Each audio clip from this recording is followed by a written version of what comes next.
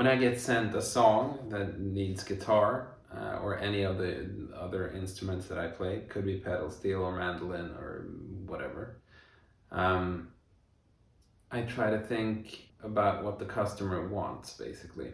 If it's a small scale indie thing, maybe I shouldn't whip out my Jackson Warrior pointy guitar with all of the gains, and if I were to do more of a contemporary thing with like rock and roll stuff, maybe I should use this ES-175 because it sends some certain signals. And some people, they can be really sensitive to those types of things. For some sessions, I would gladly use a coiled cord, for instance, because looks cool to some people, but to others it could, signal the wrong thing. When people hire me to do stuff, they ask for my sound, my way of approaching music. I have my own will, I'm my own person, but you can't, it's not my solo thing to do.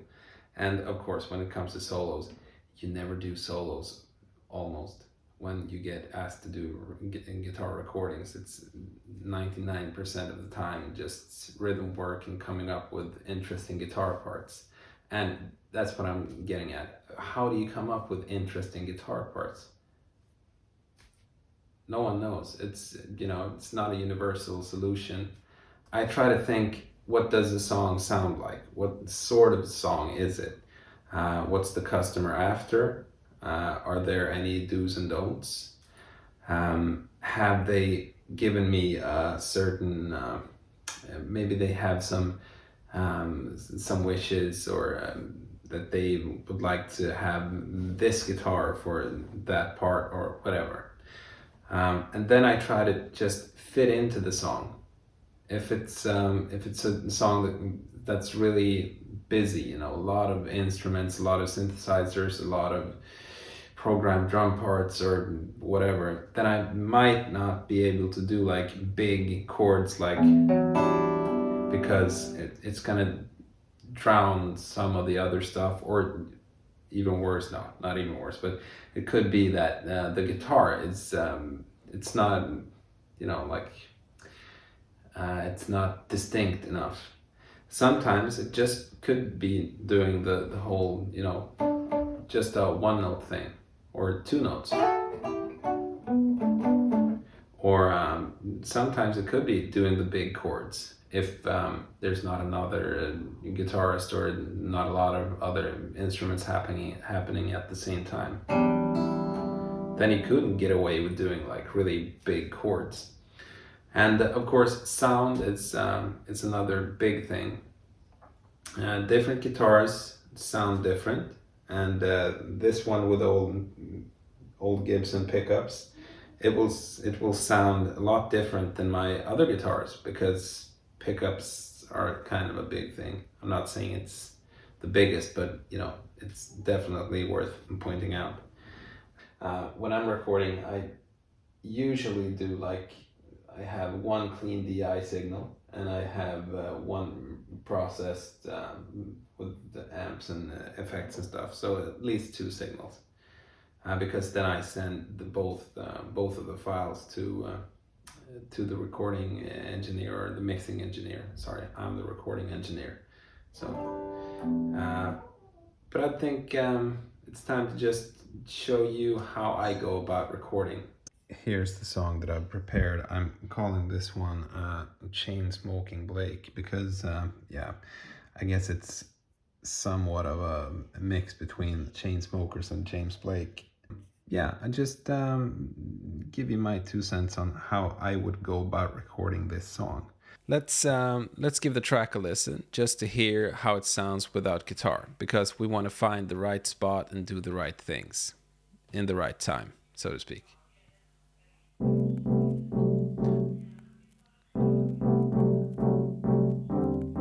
Okay, so there's some rhythmic patterns to the keyboards.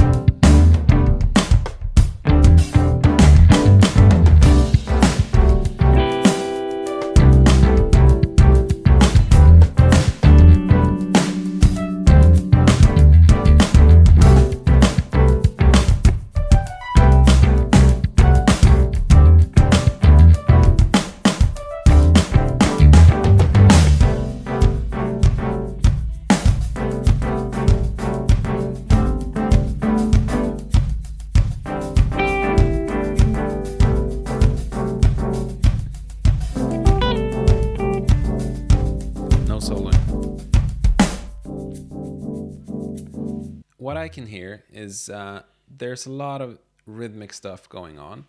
You have a rhythmic pattern in the synthesizer, the keyboard, and then there's some stuff going on with the bass and the drums. So what I would do in this case is try to not add a bunch of rhythmic information, because I think the result wouldn't be that good. But just for for kicks, let's try it. Just do some generic funky soul guitar.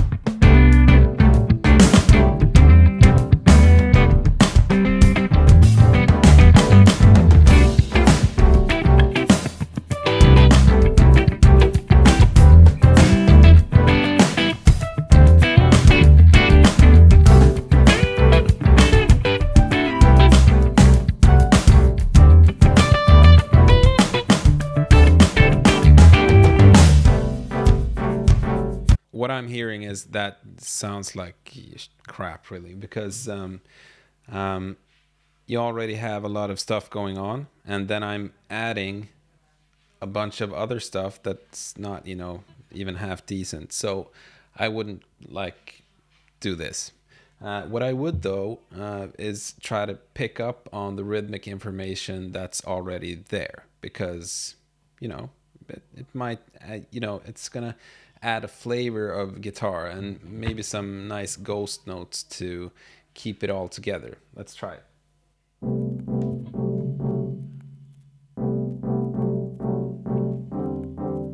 And try to keep from recording, try to keep from playing in the intro.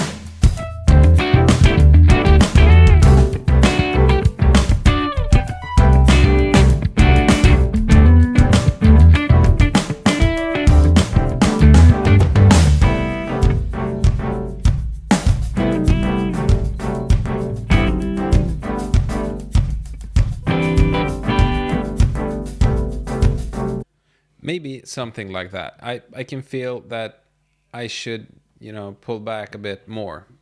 Just distill it down to some small stuff that, deviates from the already laid down rhythmic pattern, but mostly just do what's already there, if that makes sense. Just one more time.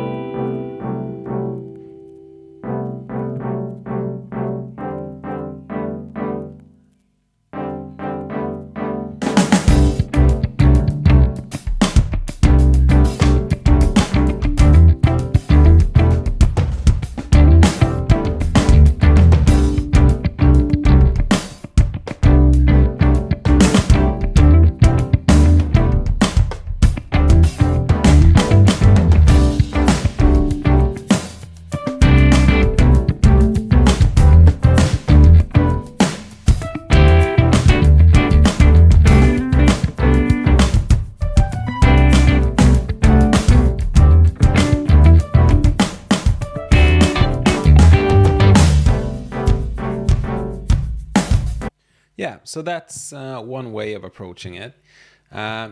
you never hear me doing like big bar chords like on the C major 7 there, because it just takes up way too much space, and it wouldn't sound good basically.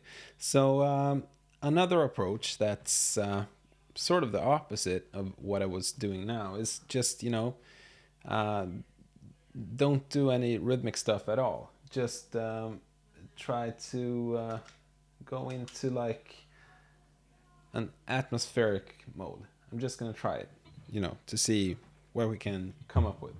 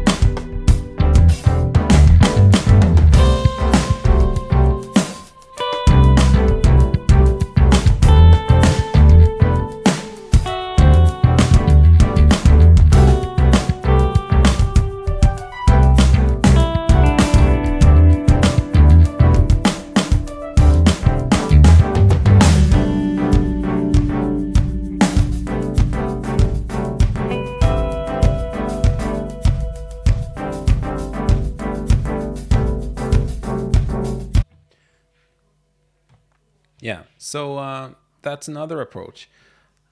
It sounds different, and sometimes different can be just the thing that the customer is after. So yeah, um, I'd love for you guys to like let me know if you got some suggestions for future videos, contents, and topics and stuff. So just let me know, and like, subscribe, ring the bell. Yeah. So yeah, I'm grateful for everything. Thanks.